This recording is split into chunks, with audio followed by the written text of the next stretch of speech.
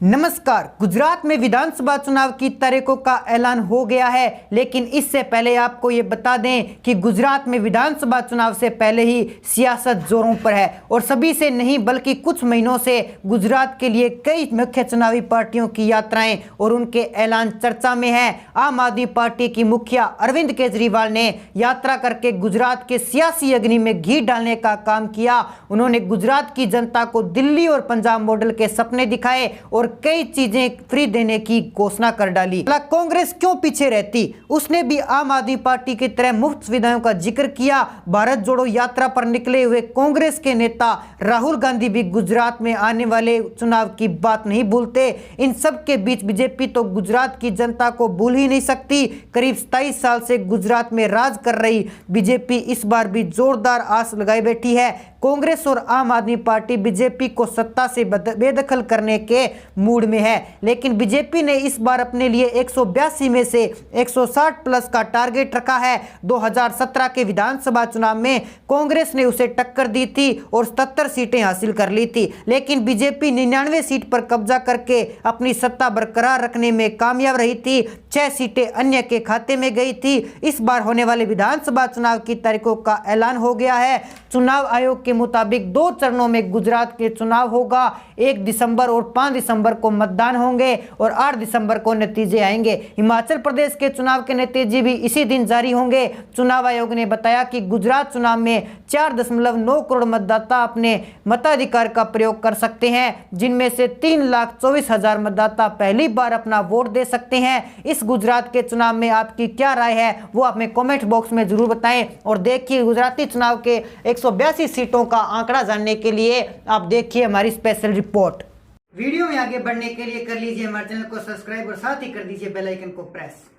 शुरुआत करते हैं गुजरात के 182 सीटों का आंकड़ा। सबसे पहले जिला हमारे पास आता है महिसागर। महिसागर की कुल 3 विधानसभा सीटें हैं, जिसमें से भाजपा के खाते में यहां पर 1 सीट जा रही है। अगर हम आम आदमी पार्टी की बात करें तो यहां पर आम आदमी पार्टी को 0 सीट मिल रही है। यहीं पर कांग्रेस को 2 सीटों पर लाभ होता हुआ दिखाई दे रहा है। अगले जिले बनासकांठा की बात की जाए तो बनासकांठा की कुल 9 विधानसभा सीटें हैं, जिसमें से भाजपा के खाते में 5 सीटें आ रही है।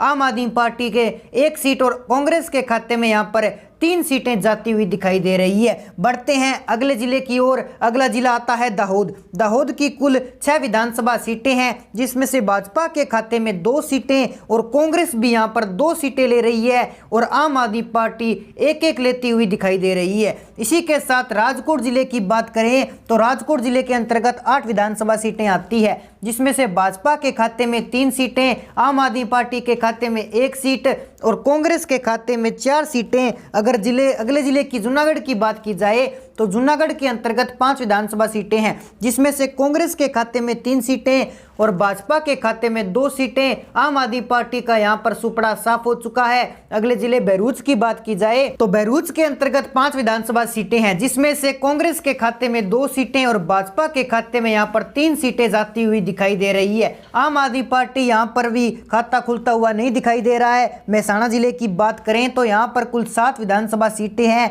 जिसमें से भाजपा यहां पर 2 सीटों पर कामयाब हो रही है और कांग्रेस यहां पर 4 सीटें ले रही है, जबकि आम आदमी पार्टी यहां पर अपना खाता खोलती हुई 1 सीट हासिल कर रही है। बढ़ते हैं अगले जिले की ओर। अमरेली की कुल 5 विधानसभा सीटें हैं, जिसमें से भाजपा के खाते में 2 सीटें, कांग्रेस यहां पर 3 सीटें लेती हुई दिखाई दे रही है, जबकि आम आदमी पार्टी यहां पर 0 सीट हासिल कर रही है। गांधीनगर की बात करें तो यहां पर 5 विधानसभा सीटें हैं, जिसमें से भाजपा के खाते में अप्रत्याशी तेज आ रही है और 1 सीट पर कांग्रेस ले रही है। जामनगर की बात करें तो यहां पर 5 विधानसभा सीटें हैं, 5 की 5 सीटें आम आदमी पार्टी के खाते में जा रही है, बाकी अन्य पार्टी को यहां पर कोई भी सीट नहीं हो रही है। अगले जिले नवसारी की बात करें तो यहां पर कुल 4 विधानसभा सीटें हैं, जिसमें से भाजपा के खाते में 3 सीटें जा रही है, आम आदमी पार्टी के खाते में 1 सीट और कांग्रेस यहां पर 0 सीट हासिल कर रही है। अगले जिले सुरेंद्रनगर की बात करें तो सुरेंद्रनगर के अंतर्गत 5 विधानसभा सीटें आती है,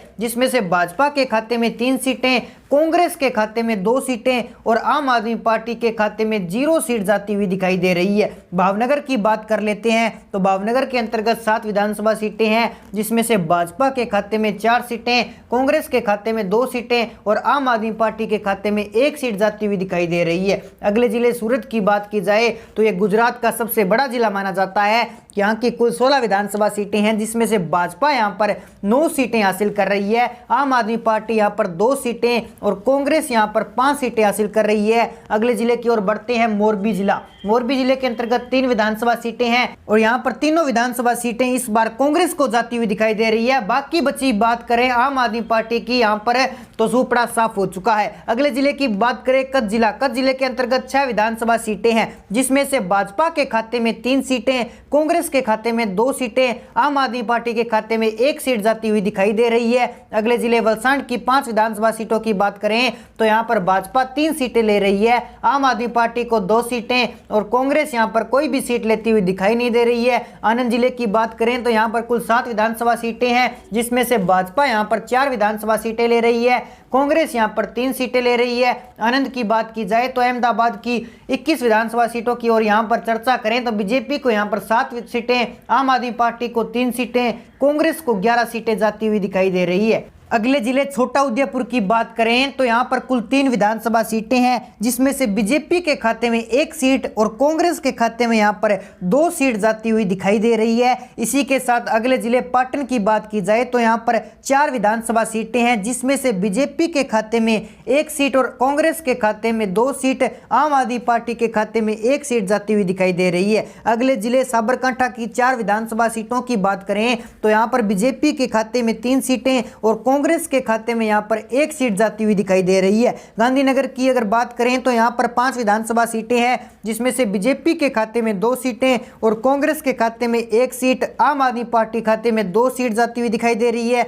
अगर अगले जिले की गिर सोमनाथ की बात करें तो गिर सोमनाथ की 4 विधानसभा सीटों पर चर्चा करें तो बीजेपी के खाते में 3 सीटें, कांग्रेस के खाते में यहां पर 1 सीट जाती हुई दिखाई दे रही है। अगले जिले खेड़ा की 6 विधानसभा सीटों पर एवरेज चर्चा करें तो यहां पर बीजेपी को 4 सीटें जा रही है, जबकि कांग्रेस को यहां पर 2 सीटें जाती हुई दिखाई दे रही है। आम आदमी पार्टी यहां पर कोई भी सीट हासिल नहीं कर पा रही है। अगले जिले की पंचमहल की बात करें तो यहां पर कुल 5 विधानसभा सीटें हैं, जिसमें से बीजेपी के खाते में 2 सीटें और कांग्रेस के खाते में 3 सीटें जा रही है। तो दोस्तों, गुजरात की 182 सीटों की एवरेज चर्चा करें तो गुजरात के अंदर भाजपा को 107 सीटें जा रही है, 130 सीटों पर आंकड़ा आ जाता हुआ दिखाई दे रहा है। यानी कि गुजरात के अंदर भाजपा का 107 से 130 सीटों पर आंकड़ा जाता हुआ दिखाई दे रहा है, जबकि आम आदमी पार्टी यहां पर 62 सीटों का एक रिकॉर्ड तोड़ती हुई दिखाई दे रही है और कांग्रेस यहां पर 11 सीटें लेती हुई दिखाई दे रही है। तो कहा जा सकता है गुजरात के अंदर कांग्रेस का पूरी तरह से सुपड़ा साफ होने वाला है।